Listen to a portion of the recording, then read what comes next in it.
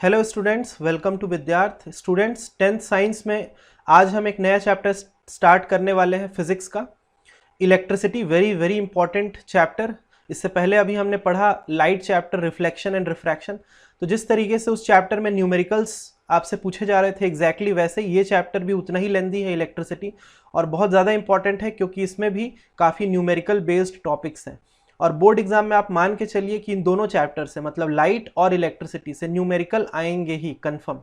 तो बिल्कुल अटेंटिव हो जाइए और कॉपी अपना रेडी रखिए नोट्स बनाने के लिए। तो आज हम स्टार्ट कर रहे हैं पार्ट 1। चलिए देखिए, इंट्रोडक्टरी कुछ मैं इंपॉर्टेंट टर्म्स अभी आपको बताने वाला हूं इस चैप्टर में जो यूज होते हैं, और ये ऐसे टर्म्स हैं जो डेली लाइफ में भी, मतलब डे टू डे लाइफ में आप सुनते हैं, बट शायद ही आपको उसका एग्जैक्ट मीनिंग पता होगा।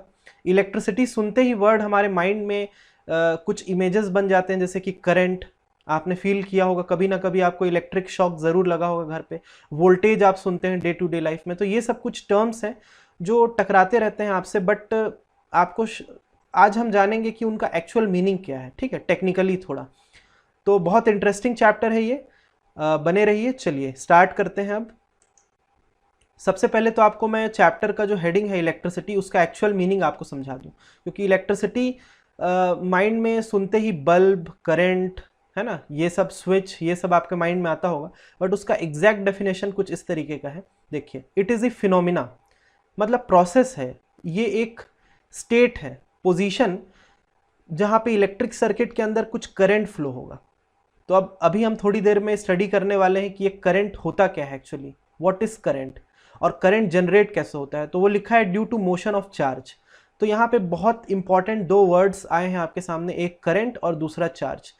तो एक एक करके हम इन दोनों टर्म्स को पहले देखते हैं समझ के कि ये एक्चुअली होते क्या है, क्योंकि स्टेप बाय स्टेप हमको एक एक वर्ड पता होना चाहिए, तभी आपको ये पूरा चैप्टर क्लियर हो पाएगा।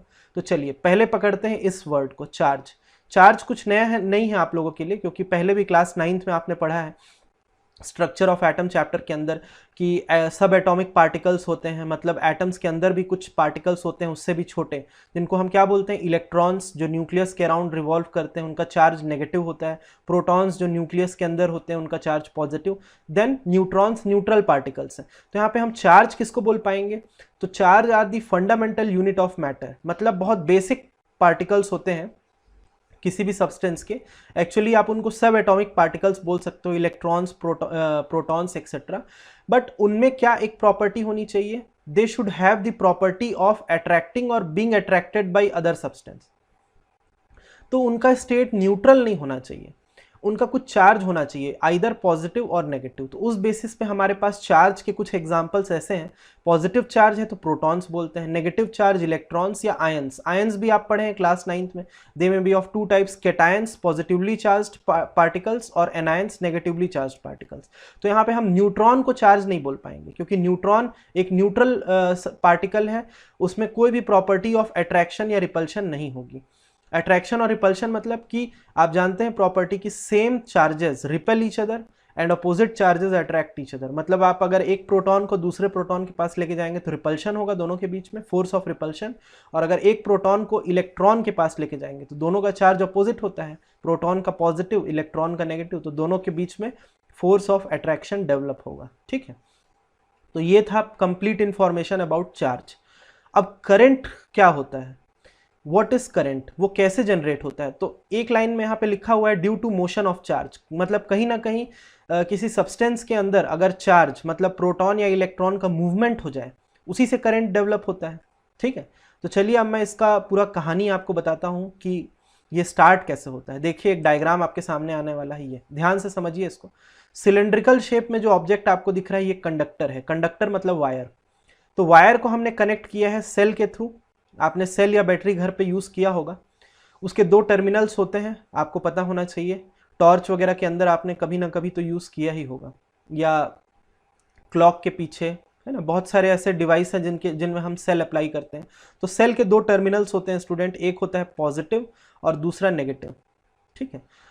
तो उसको हमने कनेक्ट कर दिया एक सर्किट में, जिसमें सिंपल कुछ नहीं है, कोई भी एलिमेंट नहीं, खाली एक वायर है। वायर को यहाँ थोड़ा जूम करके मैंने बनाया है सिलेंड्रिकल शेप में। अब ध्यान से सुनिए, दुनिया का कोई भी सब्सटेंस हो उसके अंदर एटम्स तो प्रेजेंट होंगे ही। तो यहाँ पे जो ग्रीन डॉट्स आपको दिख रहे हैं कंडक्टर के अंदर, वो क्या है? एटम्स। अब जैसे ही हम सेल उसके अक्रॉस कनेक्ट करते हैं और सर्किट को कंप्लीट कर देते हैं, मतलब क्लोज, तो होता यह है कि सेल एनर्जी प्रोवाइड करता है किसको? इस कंडक्टर को। और वो एनर्जी एब्जॉर्ब करके जो एटम्स प्रेजेंट है कंडक्टर के अंदर, वो इलेक्ट्रॉन्स लूज कर देते हैं। इलेक्ट्रॉन्स क्यों लूज करते हैं? क्योंकि एटम के अंदर हम जानते हैं कि 3 पार्टिकल्स प्रेजेंट है, इलेक्ट्रॉन, प्रोटॉन और न्यूट्रॉन। बट प्रोटॉन और न्यूट्रॉन काफी अंदर में प्रेजेंट है, मतलब न्यूक्लियस के अंदर। तो उनको फ्री करने के लिए बहुत ज्यादा एनर्जी लगेगा। उतना एनर्जी आपका कोई भी सेल या बैटरी दे नहीं पाएगा। तो इसीलिए सेल या बैटरी यूज करके जितनी एनर्जी मिलती है एटम्स को कंडक्टर के, वो सिर्फ इतना सफिशिएंट होता है कि वो जो बाहर में रिवॉल्व कर रहे हैं न्यूक्लियस के अराउंड इलेक्ट्रॉन्स, सिर्फ उनको फ्री कर दें। अब ध्यान रहे कि पूरे इलेक्ट्रॉन्स रिलीज नहीं करता है, जो एकदम बाहर बाहर में इलेक्ट्रॉन्स है उनको वो फ्री कर देता है। कौन? Atom, by absorbing energy from this cell. अब atom is negatively charged particle, आ रही बात समझ में? तो जैसे ही वो फ्री होता है, मतलब न्यूक्लियस से फ्री हो जाता है electron, force of attraction from the nucleus से फ्री होने के बाद वो सेल के पॉजिटिव टर्मिनल से अट्रैक्ट होता है, because opposite charge attract each other. ठीक है, तो इलेक्ट्रॉन सारे के सारे सेल के पॉजिटिव टर्मिनल से अट्रैक्ट होने की वजह से इस तरफ पॉजिटिव टर्मिनल की तरफ फ्लो होना स्टार्ट करते हैं। ये दिख रहा है आपको arrow for the motion of electron. तो वो अट्रैक्ट होते जाते हैं पॉजिटिव टर्मिनल से, वहीं पे negative terminal of the cell से इलेक्ट्रॉन्स रिलीज होते जाते हैं, सर्कुलेट हो रहा है according to conservation of charge. No charge can be created not destroyed. तो यहां से यहां तक अट्रैक्ट हुए, फिर वही इलेक्ट्रॉन्स सेल के अंदर से सर्कुलेट होकर के नेगेटिव टर्मिनल से ऐसे निकलते हैं और एक साइकिल टाइप का बन जाता है इलेक्ट्रॉन फ्लो का। ऐसा होने की वजह से कंडक्टर के अंदर एक एनर्जी डेवलप होती है due to motion of electrons. आ रही बात समझ में? और उसी एनर्जी को हम बोलते हैं करंट। क्योंकि करंट जब आपने टच किया होगा आपको शॉक लगता है। तो क्यों लगता है? जैसे आप फायर को टच करते हो आपको हीट लगता है, तो दुनिया की कोई भी एनर्जी को जब आप फील करोगे तो आपको शॉक लगेगा या वाइब्रेशन फील होगा। तो क्योंकि current is a type of energy, तो करंट वहां पे डेवलप हो जाएगा सर्किट के अंदर। आपको बता दूं करंट का जो डायरेक्शन ऑफ फ्लो है, ये देखिए आई लेटर से मैंने इंडिकेट किया है, तो सिंबल आई हम यूज करते हैं करंट के लिए। अभी आगे आपको पूरा करंट के बारे में डेफिनेशन वगैरह मैं लिखवाऊंगा। तो करंट का जो डायरेक्शन ऑफ फ्लो होता है वो हमेशा पॉजिटिव से नेगेटिव टर्मिनल की तरफ होता है सेल के। ऐसा क्यों? Because current is a type of energy and energy always flows from high to low potential. इसको भी मैं बहुत डिटेल में आपको एक्सप्लेन करने वाला हूं कि why current is the direction of current is from positive to negative terminal. Electron का तो क्लियर है आपको कि नेगेटिव से पॉजिटिव क्यों फ्लो हो रहा है, क्योंकि इलेक्ट्रॉन अट्रैक्ट होगा पॉजिटिव टर्मिनल से और नेगेटिव टर्मिनल सोर्स बनेगा इलेक्ट्रॉन का, वहां से रिलीज होगा सेल के। आई बात समझ में? तो क्या ये पूरा जो कंडीशन है वो बिना सेल के पॉसिबल है? नहीं। अगर हम सेल ही नहीं कनेक्ट करेंगे तो कंडक्टर के एटम्स को एनर्जी नहीं मिलेगी, वो इलेक्ट्रॉन रिलीज नहीं करेगा, इलेक्ट्रॉन के फ्लो नहीं होंगे, और जब तक इलेक्ट्रॉन्स फ्लो नहीं होंगे करंट डेवलप नहीं होगा। इसीलिए ऐसा लिखा गया है यहाँ पे कि current is generated due to motion of charge. अब आप सोचेंगे सर आप तो यहाँ पे इलेक्ट्रॉन्स को मूव कर रहे हो, बट यहाँ चार्ज लिखा है और चार्ज में तो भाई प्रोटॉन्स भी आते हैं। बिल्कुल, अगर कंडक्टर में प्रोटॉन्स हम किसी तरीके से फ्री करा लें और प्रोटॉन्स का मूवमेंट करवा पाएं तो बिल्कुल उसके वजह से भी करंट फ्लो होगा, बट प्रैक्टिकली पॉसिबल नहीं है, क्योंकि प्रोटॉन्स जो हैं वो भी चार्ज है नो डाउट, बट वो न्यूक्लियस के अंदर होते हैं और उनको फ्री करने के लिए बहुत ज़्यादा एनर्जी चाहिए जो ये सेल या बैटरी दे नहीं पाएगा। इसीलिए हमेशा इस पूरे चैप्टर में आगे के लिए अब याद रखिए कि जब भी करंट का जनरेशन होगा due to motion of charge, तो वो चार्ज बाय डिफॉल्ट इलेक्ट्रॉन ही होगा ऑलवेज। आई बात समझ में? यहां तक क्लियर है? चलिए अब करंट के बारे में डिटेल हम फॉर्मूला पढ़ते हैं और उसके डेफिनेशन, क्योंकि एग्जाम में आता है लिखने के लिए। देखिए इलेक्ट्रिक करंट, तो डेफिनेशन जो मैं आपको बताऊंगा वही लिखना है अभी। Electric current is defined as the rate of flow of charge. बिल्कुल, चार्ज के मूवमेंट की वजह से ही करंट जनरेट होता है, तो चार्ज के टर्म्स में ही उसका डेफिनेशन और फॉर्मूला आएगा। तो करंट के लिए हम जो लेटर यूज करते हैं डिनोट करने के लिए वो है कैपिटल आई ऑलवेज। और rate of flow of electric charge, तो चार्ज के लिए जो सिंबल हम यूज करेंगे फिजिक्स में वो होगा कैपिटल क्यू, या स्मॉल क्यू भी कभी कभी यूज करते हैं। और रेट ऑफ फ्लो, तो ये जो वर्ड रेट है इसका मतलब होता है डिनोमिनेटर में टाइम। जैसे velocity is defined as rate of displacement, मतलब डिस्प्लेसमेंट अपॉन टाइम को हम वेलोसिटी बोलते हैं, क्लास 9 में आपने पढ़ा है। एक्सीलरेशन को हम बोल सकते हैं रेट ऑफ वेलोसिटी, मतलब वेलोसिटी अपॉन टाइम। तो ये वर्ड रेट जो है आगे से आप याद रखिएगा फिजिक्स में कभी भी यूज हो तो रेट जहां भी वर्ड आया मतलब डिनोमिनेटर में टाइम। तो मतलब जो भी चार्ज फ्लो हो रहा है Q, per unit time t is defined as current. यही आपका फर्स्ट फॉर्मूला हो गया इस चैप्टर का। आगे आने वाले वीडियो लेक्चर्स में हम न्यूमेरिकल डिस्कस करेंगे तो बिल्कुल ये फॉर्मूला हम वहां पे यूज करेंगे। क्या? Current is equals to charge upon time. तो चार्ज का सिंबल Q, टाइम के लिए स्मॉल t और करंट का कैपिटल I। यही डेफिनेशन आपको एग्जाम में लिखना है। SI यूनिट क्या होता है चार्ज का? SI unit of charge is coulomb. Name of scientist represented by capital C। आगे से याद रखिएगा, हर एक फिजिकल क्वांटिटी की कुछ ना कुछ SI यूनिट होती है। जैसे कि टाइम का सेकंड होता है, मास का kg, लेंथ का मीटर, वैसी चार्ज का SI यूनिट है कूलम, कैपिटल C। और करंट का SI यूनिट होता है ampere. Again name of scientist represented by letter capital A। तो अगर कभी एग्जाम में आपको 1 एम्पियर डिफाइन करने के लिए आ जाए तो इस फॉर्मूले के अकॉर्डिंग ध्यान से देखिए, 1 एम्पियर करंट कब फ्लो होगा सर्किट में? जब चार्ज उसके अंदर फ्लो होगा 1 कूलम इन 1 सेकेंड, क्योंकि 1/1 1 आएगा तभी, है ना। तो 1 ampere is defined as the 1 coulomb flow of charge in the circuit in 1 second. 1 coulomb upon 1 second 1 ampere. तो SI unit of current is ampere. और डायरेक्शन ऑफ फ्लो क्या होता है करंट का? It is opposite to the direction of flow of electrons. वो तो दिख ही रहा है आपको, ये भी 1 मार्क्स क्वेश्चन आता है एग्जाम में कि जो भी डायरेक्शन है फ्लो ऑफ इलेक्ट्रॉन का, कहां से कहां, नेगेटिव से पॉजिटिव टर्मिनल, उसके जस्ट अपोजिट होता है करंट का direction of flow, that is from positive to negative terminal. लेकिन दोनों के अपने अपने रीजंस है। इलेक्ट्रॉन नेगेटिवली चार्ज होने की वजह से पॉजिटिव टर्मिनल सेल के अट्रैक्ट होता है, इसलिए वो नेगेटिव टर्मिनल ऑफ सेल से पॉजिटिव टर्मिनल फ्लो होता है। जबकि current is a form of energy, it always flows from high to low potential. आप खुद सोचिए, चलिए इसका मैं आपको एग्जांपल अभी दूंगा ही कि हाई से लो पोटेंशियल मतलब क्या होता है। उसके लिए हमको नेक्स्ट टॉपिक पोटेंशियल डिफरेंस समझना होगा, तब आपको direction of flow of current ज्यादा अच्छे समझ में आएगा। फिलहाल आप ये देख लीजिए कि दोनों का डायरेक्शन ऑफ मोशन इलेक्ट्रॉन और करंट का अपोजिट होता है एक दूसरे से, ठीक है। तो यहां तक आप नोट करिए, काफी नए हैं आपके लिए ये सभी टॉपिक्स, तो आप 2-3 बार इसको सुन करके देख सकते हैं अगर आपको एक बार में ना समझ आया हो तो। चलिए इतना नोट करिए, फिर नेक्स्ट पेज की तरफ मूव होते हैं हम लोग। तो स्टूडेंट्स नेक्स्ट पेज पे हम बढ़ रहे हैं आगे। डायग्राम ठीक से आपने बना लिया होगा। देखिए, electric circuit and flow of current.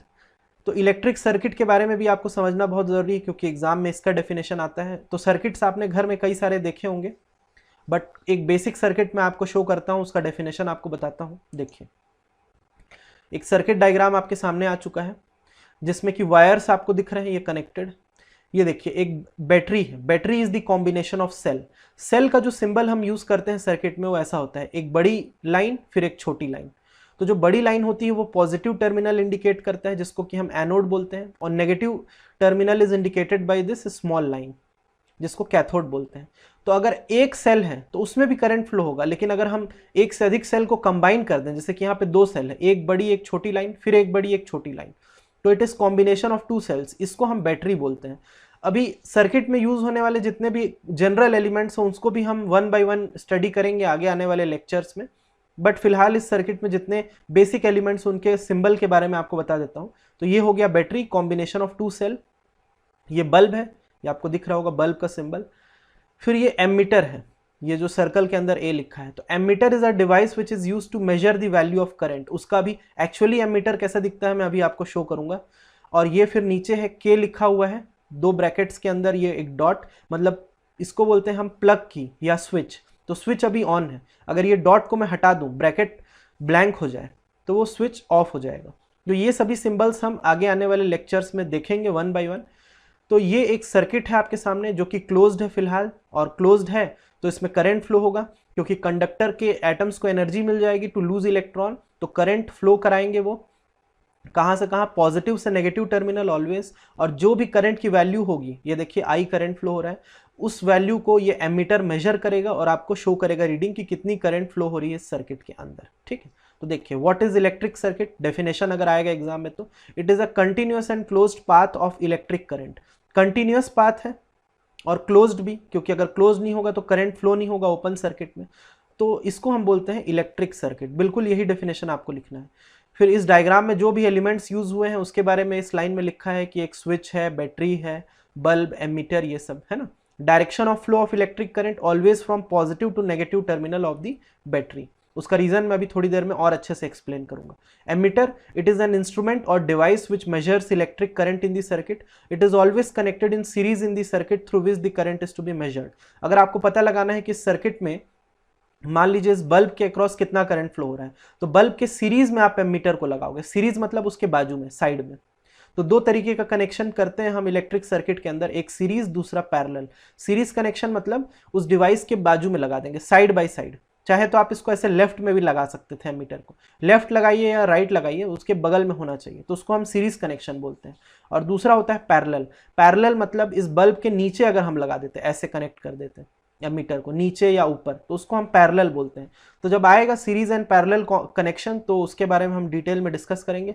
फिलहाल आप इतना समझ लीजिए कि एमीटर एक ऐसा डिवाइस है, इंस्ट्रूमेंट है, जो करंट की वैल्यू मेजर कर पाता है। अब दिखता कैसे है एमीटर, चलिए मैं आपको शो करता हूं। ये देखिए एमीटर का सिंबल कभी आए एग्जाम में ड्रॉ करने के लिए तो ऐसे बनाना है, सर्कल के अंदर कैपिटल ए मतलब एमीटर, आई बात समझ में। और एस आई यूनिट करंट का भी एम्पियर होता है, तो कैपिटल ए मतलब आप एम्पियर भी समझ सकते हैं। ये देखिए दिखता ऐसा है एमीटर, ये दिख रहा है बॉक्स आपको, डिवाइस। आप लैब में जाएंगे तो आपको बिल्कुल दिखाया जाएगा एमीटर। इस तरीके का एक बॉक्स होता है जिसके दो टर्मिनल्स हैं, ब्लैक और रेड कलर में, आप जैसे देख सकते हो। तो एक वायर हम इस ब्लैक टर्मिनल से कनेक्ट कर देंगे जो कि बैटरी के नेगेटिव टर्मिनल से कनेक्ट होगा, और ये जो रेड वाला जो दिख रहा है आपको टर्मिनल एमीटर का, उसको हम कनेक्ट करेंगे बैटरी के पॉजिटिव टर्मिनल से। इसको हम एक्सचेंज नहीं कर सकते नेगेटिव पॉजिटिव को, इसीलिए रेड और ब्लैक कलर साइन बना हुआ है, ठीक है। रेड पॉजिटिव से कनेक्ट होगा और ब्लैक नेगेटिव से, तो एक कलर कोड्स हैं पॉजिटिव नेगेटिव टर्मिनल के लिए। तो ऐसा कुछ दिखेगा, बीच में ए लिखा रहेगा, ए फॉर एम्पियर। और ये देखिए एक स्केल बना है जिसमें कि जो करंट की वैल्यू जो फ्लो होगी सर्किट के अंदर वो मेजर करके ये शो करेगा हमको। आगे देखते हैं क्या लिखा है। तो direction of current always flows from positive to negative terminal because current is a form of energy, it will always flows from high potential to low potential. तो करंट क्या अपने आप फ्लो होगा सर्किट के अंदर? बिल्कुल नहीं। जब तक सेल या बैटरी आप कनेक्ट नहीं करोगे ऐसा फ्लो नहीं होगा कोई भी करंट का। तो एक्चुअली सेल और battery is only responsible for the flow of current. तो सेल और बैटरी ऐसा करता क्या है सर्किट के अंदर? वो क्रिएट करता है पोटेंशियल डिफरेंस। अब यही हमारा नेक्स्ट टॉपिक होगा कि व्हाट इज पोटेंशियल डिफरेंस। इसको हम वोल्टेज भी बोलते हैं। तो आपने डेली लाइफ में सुना होगा एक टर्म वोल्टेज जो हम यूज करते हैं। तो बिना वोल्टेज के कोई भी करंट आ ही नहीं सकता। तो सेल और बैटरी वोल्टेज प्रोवाइड करता है, मतलब पोटेंशियल में डिफरेंस क्रिएट कर देता है, और डिफरेंस क्रिएट होने की वजह से ही एनर्जी जो है मींस करंट वो हाई मतलब पॉजिटिव टर्मिनल से नेगेटिव टर्मिनल फ्लो हो पाता है। तो इतना आप नोट करिए, फिर नेक्स्ट पेज पे हम इस टर्म पोटेंशियल डिफरेंस को डिटेल में स्टडी करते हैं और वोल्टेज के बारे में भी जानेंगे। दोनों का मतलब एक ही होता है। चलिए यहां तक नोट करिए, फिर आगे बढ़ते हैं। तो देखिए स्टूडेंट, नेक्स्ट टॉपिक है हमारा पोटेंशियल डिफरेंस या वोल्टेज, एक ही बात है। तो देखिए आपको मैं एक सिंपल से एग्जांपल देता हूं इसको समझने के लिए। यहाँ पे दो टैंक्स आपको दिख रहे हैं, टैंक ए और टैंक बी, दोनों को आपस में कनेक्ट किया गया है और बीच में एक टैप मतलब वाल्व जैसा सिस्टम है, जिसको जैसे ही हम ओपन करेंगे तो क्लियरली दिख रहा है कि टैंक ए में वाटर ज़्यादा है और टैंक बी में कम है। तो टैंक ए की पोटेंशियल ज़्यादा है, मतलब आप बोल सकते हो पोटेंशियल एनर्जी कैपेसिटी, वाटर उसमें ज़्यादा है, और टैंक बी में कम है तो उसका पोटेंशियल लो है। तो जैसे ही ये वाल्व ओपन किया जाएगा तो कॉमन सेंस लगाएंगे आप तो तुरंत पता चल जाएगा कि water will always flow from tank A to tank B, यही होगा, क्योंकि water flow is a type of energy.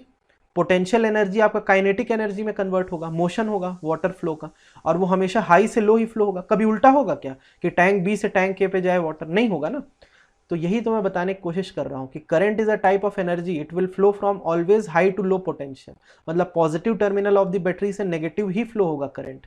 देखिए डायग्राम दिखा आपको जिसमें कि एक वायर कनेक्टेड है, एक सेल हमने लगाया, सेल का ये पॉजिटिव टर्मिनल है ये वाला, इधर नेगेटिव है राइट हैंड साइड, और इलेक्ट्रॉन्स का फ्लो आप देखिए, जो डॉट्स दिख रहे हैं आपको वो इलेक्ट्रॉन्स है कंडक्टर के अंदर। तो इलेक्ट्रॉन ऐसे सर्कुलेट होते हैं नेगेटिव से पॉजिटिव, ठीक है, जबकि करंट पॉजिटिव से नेगेटिव। ये देखिए बना है direction of current, because current is a type of energy. तो अब आपको क्लियर हो चुका होगा। आप समझ लीजिए कि इस एग्जांपल में ये जो दो टैंक्स हैं, टैंक ए और टैंक बी, ये दो टर्मिनल्स हैं सेल और बैटरी के।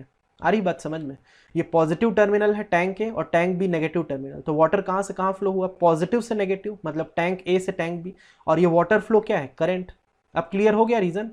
तो यहाँ पे अगर हम टैंक ए और टैंक बी के वाटर लेवल में अगर हम डिफरेंस ना रखें, दोनों टैंक्स में सेम वाटर लेवल रखें और वाल्व को ओपन करें, तो क्या कोई वाटर फ्लो होगा? नहीं होगा।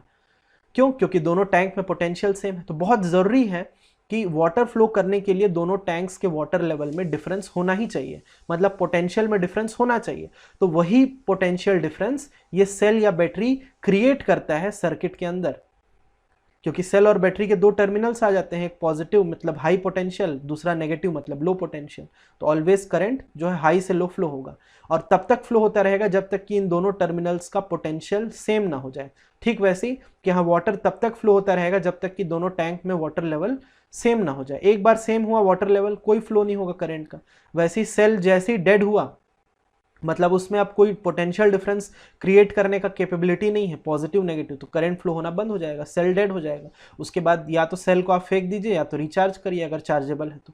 आई बात समझ में? चलिए अब थियरी देखते हैं वोल्टेज से रिलेटेड, जो एक डेफिनेशन आपको एग्जाम में लिखना है। तो एक्चुअली सेल और बैटरी सर्किट के अंदर करता क्या है, वो इलेक्ट्रॉन को पुल करने का काम करता है, एटम के अंदर से फ्री कराता है पहले इलेक्ट्रॉन को by providing suitable energy, then electrons को अट्रैक्ट करने का ट्राई करता है। किस तरफ अट्रैक्ट करता है? अपने पॉजिटिव टर्मिनल की तरफ, और नेगेटिव से रिलीज करता है।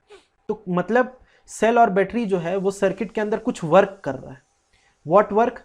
Work to free electrons from the atom and pull them towards its positive terminal. तो वोल्टेज का जो डेफिनेशन आएगा या पोटेंशियल डिफरेंस का, वो in terms of work done by cell और बैटरी होगा। तो देखिए फॉर्मूला क्या होता है, voltage is defined as work done by the cell per unit charge. क्यों मतलब चार्ज? क्योंकि चार्ज इलेक्ट्रॉन को मूव करा रहा है ना सेल और बैटरी। आ रही बात समझ में? और ऐसा करने के लिए वो वर्क कर रहा है, तो वर्क डन अपॉन चार्ज का वैल्यू, जो भी चार्ज का वैल्यू होगा, इलेक्ट्रॉन्स का चार्ज है और चार्ज का SI यूनिट कूलम होता है, तो जो भी वर्क डन होगा जितने भी चार्ज या इलेक्ट्रॉन को मूव करने के लिए, वो हम डिफाइन करते हैं वोल्टेज। आई बात समझ में? SI unit volt potential difference या वोल्टेज का होता है वोल्ट। इसीलिए आप सेल और बैटरी में देखेंगे तो उसमें वोल्ट लिखा रहता है कि वो सेल 3 वोल्ट का है या 1.5 वोल्ट का है। अगर आपके घर में है तो आप चेक करिएगा, वोल्टेज उसमें ज़रूर लिखा होगा। ठीक है, चलिए अगर एग्जाम में 1 वोल्ट डिफाइन करने के लिए आ गया आपको तो कैसे करेंगे? देखिए, when 1 joule of work is done to flow 1 coulomb of charge through the conductor. ये देखिए formula, 1 volt is defined as 1 joule upon 1 coulomb, तो 1/1 1 आ जाएगा। आई बात समझ में? तो ये डेफिनेशन 1 मार्क्स के लिए आपको याद रखना होगा। बाकी न्यूमेरिकल आएगा तो यही फॉर्मूला है, voltage is equals to work done upon charge. अभी आगे आने वाले लेक्चर्स में हम न्यूमेरिकल जब सॉल्व करेंगे तो इस चैप्टर का सेकंड फॉर्मूला है आपके लिए। ठीक, तो इसको याद रखिएगा। अच्छा, जैसे हम एमीटर को मेजर करने के लिए करंट को मेजर करने के लिए सर्किट में एमीटर डिवाइस यूज करते हैं, एग्जैक्टली वैसे ही वोल्टेज अगर हमको मेजर करना हो सर्किट में तो हम जो डिवाइस यूज करेंगे उसको बोलते हैं वोल्ट मीटर। देखिए ध्यान से, द पोटेंशियल डिफरेंस या voltage is measured by a means of an instrument called volt meter. कैसा दिखता है वोल्ट मीटर? आपको दिखाता हूं। उसकी सिंबल होती है ऐसे सर्कल के अंदर V मतलब वोल्ट, और वो भी एमीटर जैसे ही दिखता है, सेम बिल्कुल। उसके भी दो टर्मिनल्स होंगे ब्लैक और रेड कलर में। ब्लैक टर्मिनल को हम सेल और बैटरी के नेगेटिव टर्मिनल से कनेक्ट करेंगे और रेड कलर को पॉजिटिव टर्मिनल से। बस डिफरेंस ये है कि एमीटर में बीच में A लिखा रहता है, यहाँ पे V लिखा रहेगा। ये भी आपको लैब के अंदर दिखाया जाएगा, अपने स्कूल्स में आप देखिएगा। और एक स्केल बना रहेगा जिसमें कि जितना भी वोल्टेज शो करेगा सेल और बैटरी, उसको हम मेजर कर पाएंगे। और जिस भी डिवाइस के अक्रॉस हमको वोल्टेज मेजर करना है, इस वोल्ट मीटर को उसके पैरेलल में कनेक्ट किया जाता है। पैरेलल मतलब ऊपर या नीचे, ऐसे उसके अक्रॉस, ऐसे ऊपर या फिर नीचे। तो सीरीज और पैरेलल कनेक्शन के बारे में और डिटेल में आगे आने वाले वीडियो लेक्चर्स में आपको बताऊंगा, ज्यादा टेंशन लेने की जरूरत नहीं है। फिलहाल आपको जितना समझाया गया है आप उतने पे फोकस करिए। उसमें अगर कोई डाउट है तो अपने डाउट्स जल्द से जल्द क्लियर करिए, क्योंकि आगे आने वाले टॉपिक्स इन सभी कंसेप्ट्स पे बेस्ड रहेंगे। ठीक है, तो बिल्कुल नया है आप लोगों के लिए, 2-3 बार सुन के देखिए। तो मिलते हैं स्टूडेंट्स नेक्स्ट वीडियो लेक्चर में, काफ़ी इंटरेस्टिंग होने वाला है। सेल्फ स्टडी करते रहिए, हमारे साथ बने रहिए। Thank you.